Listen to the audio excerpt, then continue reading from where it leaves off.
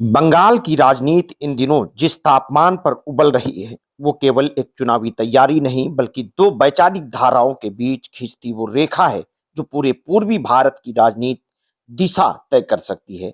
बिहार में मिली ऐतिहासिक जीत के बाद भाजपा एक पल भी ठहरने को तैयार नहीं दिखती।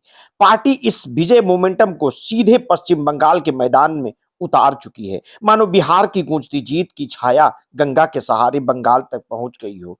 भाजपा के रणनीतिकार समझते हैं कि राजनीतिक संदेश तभी गहराता है जब उसे प्रतीकात्मक और संगठनात्मक ताकत के साथ जनता के बीच उतारा जाए। इसी सोच का विस्तार बनकर सामने आई है भाजपा की एकता यात्रा, जिसे पार्टी ने मात्र रैली नहीं बल्कि एक वैचारिक अभियान बताया है। ऐसा अभियान जो राष्ट्र विरोधी और जिहादी ताकतों के खिलाफ सामाजिक लामबंदी का दावा करता है। राज्य भर में फैली दर्जनों यात्राओं का नेतृत्व स्वयं बंगाल भाजपा के अध्यक्ष समीक भट्टाचार्य और अन्य शीर्ष नेताओं ने किया। ये दृश्य उस राजनीतिक भूगोल को बदलने की कोशिश जैसा दिखता है जैसे अब तक तृणमूल कांग्रेस अपने नियंत्रण में मानती रही है। विपक्ष के नेता शुभेंदु अधिकारी बीरभूम के नानूर में अग्रिम पंक्ति में दिखाई दिए, जबकि केंद्रीय मंत्री सुकांत मजूमदार ने दक्षिण दिनाजपुर में मोर्चा संभाला। 3 दिन 17 से 19 नवंबर के भीतर भाजपा ने 121 स्थानों पर यात्राओं का आयोजन करके ये संकेत दे दिया है कि वो बंगाल को आने वाले समय में निर्णायक राजनीतिक युद्ध भूमि मान रही है। शुभेंदु अधिकारी का ये कहना है कि हजारों लोग स्वेच्छा से शामिल हुए भाजपा के उस आत्मविश्वास की ओर इशारा करता है जिसके केंद्र में प्रधानमंत्री मोदी की छवि और भाजपा की राष्ट्रवाद की राजनीति है। यात्राओं के दौरान भाजपा नेताओं का यह दावा लगातार दोहराया गया कि बंगाल राष्ट्र विरोधी ताकतों का सुरक्षित पनाहगार नहीं बन सकता। इस कथन के भीतर एक गहरी राजनीतिक रणनीति छिपी है।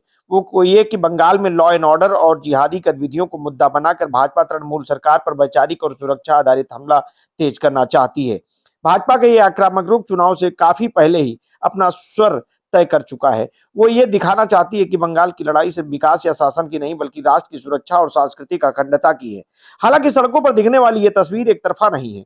जहां भाजपा शंखनाद कर रही है वही दूसरी ओर तृणमूल कांग्रेस कार्यकर्ता काले झंडे लेकर साथ मौजूद दिखे। काला झंडा बंगाल की राजनीति में हमेशा प्रतिरोध का प्रतीक रहा है और इस बार ये प्रतिरोध भाजपा की आक्रामक राजनीतिक चालों के मुकाबले टीएमसी का सीधा प्रतिक्रिया था।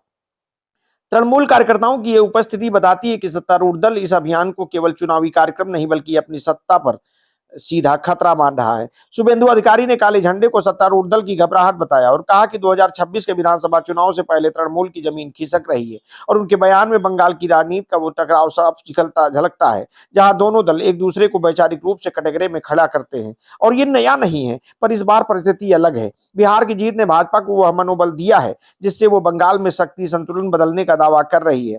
अधिकारी ने रैली में एक रणनीतिक घोषणा की, ममता को वोट ना दें। यह सिर्फ आह्वान नहीं बल्कि भाजपा की चुनावी लाइन का सार्वजनिक विमोचन है। उन्होंने लोगों से कहा कि देश की सुरक्षा, अखंडता और शांतिपूर्ण समृद्ध बंगाल के लिए भाजपा को चुने। यह संदेश उस मनोवैज्ञानिक रणनीति का हिस्सा है जिसके जरिए भाजपा ये स्थापित करना चाहती है कि टीएमसी को वोट देना राज्य की स्थिरता के खिलाफ वोट माना जाए। यह सीधे सीधे जनमत और तृणमूल के खिलाफ भावनात्मक रूप से मोड़ने का प्रयास है। इस बीच एक महत्वपूर्ण राजनीतिक बात हाल ही में प्रधानमंत्री नरेंद्र मोदी के बयान से जुड़ी है।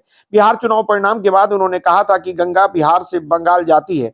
यह कथन महज भौगोलिक तथ्य नहीं बल्कि प्रतीकात्मक राजनीतिक संकेत था। इसका अर्थ भाजपा के भीतर साफ साफ समझा गया, बिहार की जीत का धारा और जनभावना अब बंगाल में बहने वाली है। गंगा भाजपा के लिए सिर्फ नदी नहीं बल्कि राजनीतिक शक्ति का रूपक है और इसी रूपक के सहारे भाजपा बंगाल में अपने अभियान को नई ऊर्जा देना चाहती है।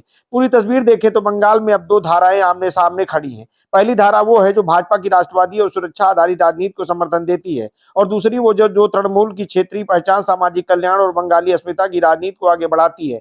भाजपा की एकता यात्रा दोनों विचारधाराओं के बीच संघर्ष की प्रस्तावना है और ये अभियान सिर्फ सड़क पर निकले नारों या झंडों का प्रदर्शन नहीं बल्कि 2026 के विधानसभा चुनाव की वैचारिक भूमिका है। भाजपा ये स्थापित करना चाहती है कि बंगाल में विकल्प नहीं बल्कि अनिवार्यता है और एक ऐसे विकल्प जो कानून, सुरक्षा और स्थिरता की भाषा बोलता है। दूसरी ओर तृणमूल भाजपा की इस भाषा को ध्रुवीकरण और झूठे राष्ट्रवाद का जाल बताती है।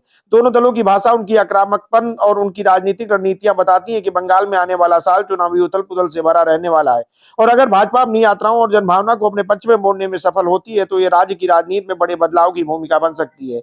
वहीं अगर तृणमूल इस अभियान को बाहरी राजनीति का हस्तक्षेप बताकर जनता को अपने साथ बनाए रखने में सफल रहती है तो भाजपा की यह ताकत सीमित असर वाली भी साबित हो सकती है।